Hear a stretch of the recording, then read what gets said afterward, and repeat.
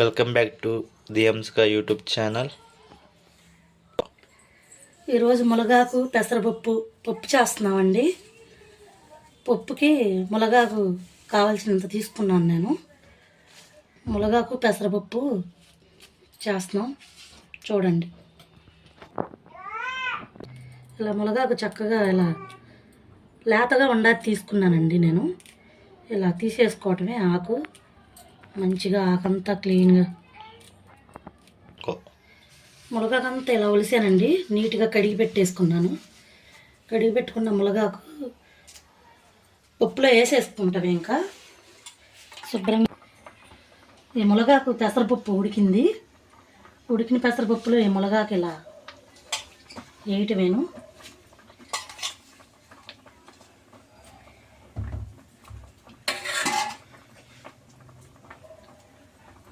ఉడికిన పెసరపప్పులో మునగాకు వేసి చక్కగా ఒకసారి ఇలా తిప్పి, చిన్న టమాటాలు 2 కోసాను.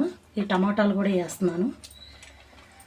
దీనిలోనే కొంచెం కరివేపాకు, దీనిలోనే చితగొట్టిన ఎల్లుల్లిపాయలు 2, పచ్చిమిరకాయలు 2 పప్పులో ఇలా వేసేసుకోవాలి. వేసుకొని ఒకసారి ఇలా తిప్పాలి. ఇది ఉడుకుతూ ఉంటుంది. చింతపండు కూడా కొంచెం అలా వేసుకొని, చింతపండు కూడా వేసిన తర్వాత ఉప్పు వేయాలి తగినంత. ఉప్పు వేసి పసుపు కూడా వేయాలి. ఇది కూడా సరిపడా పసుపు వేసి ఒకసారి తిప్పాలి.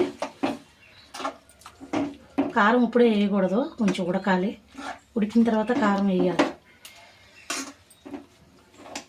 బాగా ఉడకాలి మునగాకు పప్పులో.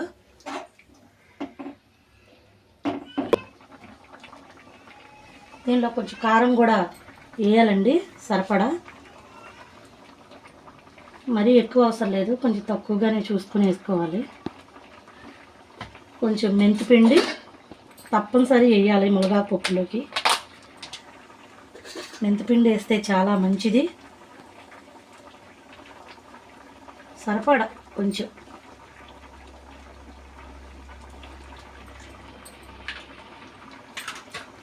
చేసిన తర్వాత ఒకసారి కలపాలి.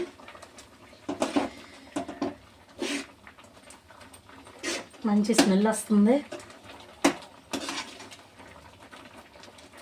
మునగాకు తింటే కూడా చాలా మంచిది. మునగాకు పెసరపప్పు ఇంకా చాలా బాగుండిద్ది. ఒకసారి మీ ఇంట్లో కూడా ట్రై చేసి చూడండి. మంచి మంచి వంటలు ఇలాగే చేయటానికి సపోర్ట్ చేయండి. మీరు సపోర్ట్ చేస్తే ఇంకా మరిన్ని వంటలు నేను చూపిస్తాను చేసి. ఇలా ఉడికిపోయిన తర్వాత కొంచెం మెదుపుకోవాలి. మెదిపి తాలింపు పెట్టడమే. ఇంకా ఇలా చక్కగా మెత్తగా మెదపాలండి. ఈ మునగాకు టమోటా ఇవన్నీ మెత్తగా మెదుపుకోవాలి.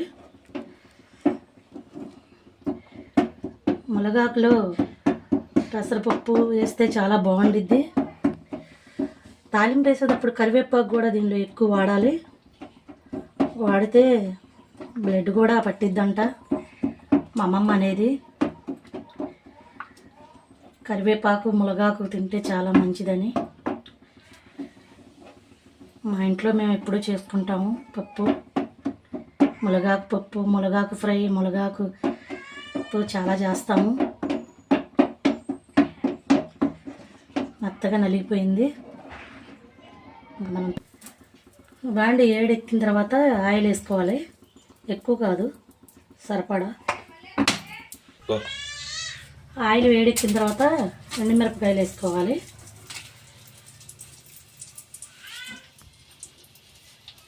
ఎండుమిరపకాయలు కూడా వేసుకున్న తర్వాత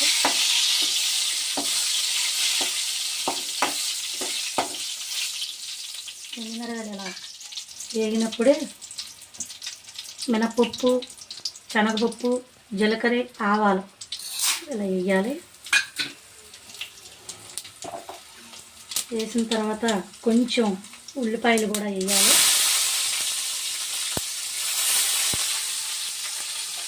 ఉల్లిపాయలు కూడా వేసిన తర్వాత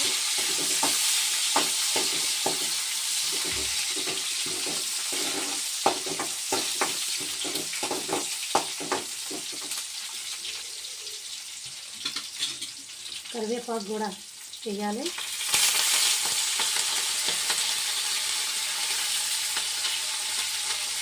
ఉల్లిపాయలు కొంచెం ఇవన్నీ వేసిన తర్వాత బాగా యాగాలి.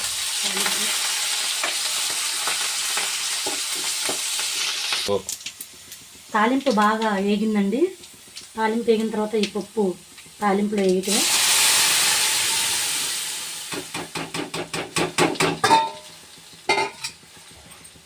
మంచి స్మెల్ వస్తుంది. మీ ఇంట్లో కూడా ట్రై చేయండి. పప్పు చాలా బాగుండిద్ది.